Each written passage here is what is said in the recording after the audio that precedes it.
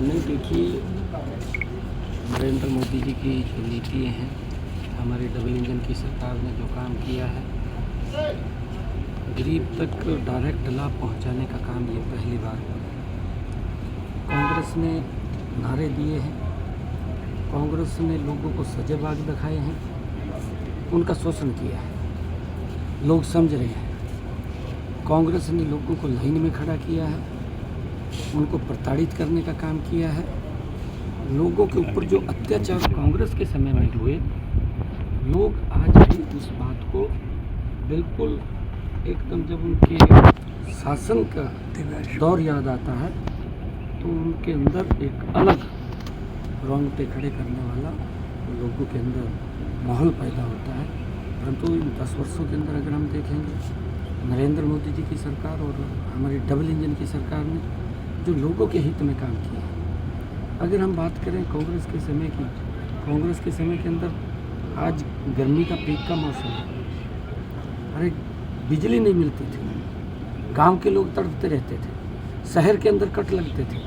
क्या हालात कांग्रेस के समय के अंदर थे। परंतु आकर के हमारी सरकार ने, मनोहर लाल जी ने अलग से एक योजनाबद्ध तरीके से 24 घंटे बिजली देने का काम किया। आज इन बातों को, चाहे बिजली की बात है, चाहे लोगों के आयुष्मान कार्ड बनाने की बात है, चाहे बीपीएल कार्ड बनाने की बात है, चाहे उनको माताओं को, बहनों को घर के अंदर नल और स्वच्छ जल पहुंचाने की बात है, बिना पर्ची बिना खर्ची के युवाओं को रोजगार देने की बात है। इस सरकार ने 10 वर्षों के अंदर ज़बरदस्त काम किए हैं।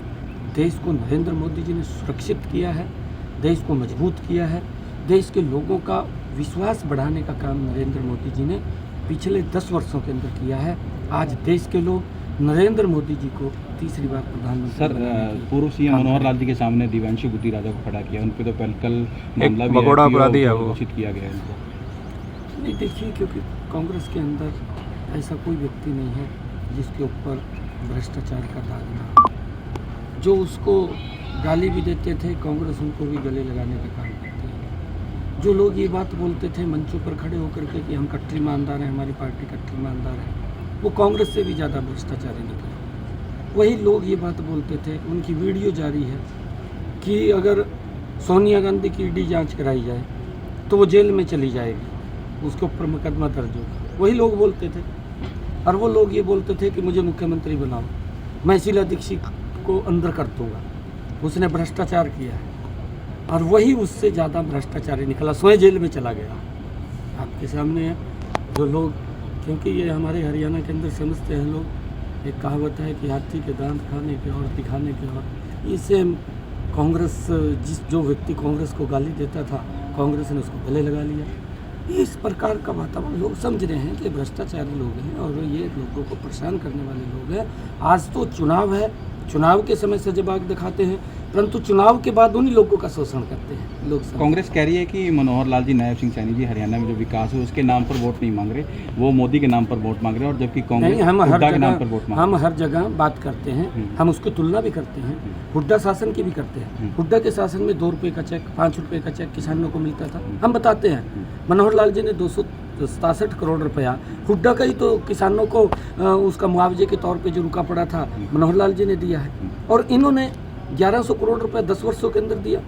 और हमारी सरकार ने 12,500 करोड़ रुपया किसानों की, अगर फसल का खराबा हुआ है तो किसान तक पहुंचाने का काम किया है। कांग्रेस के समय के अंदर एक युवा को अगर नौकरी लगनी होती थी, वो पूरे गाँव को इकट्ठा करके किस तरीके से नौकरी लगती थी, वो भ्रष्टाचार से नौकरी लगती थी।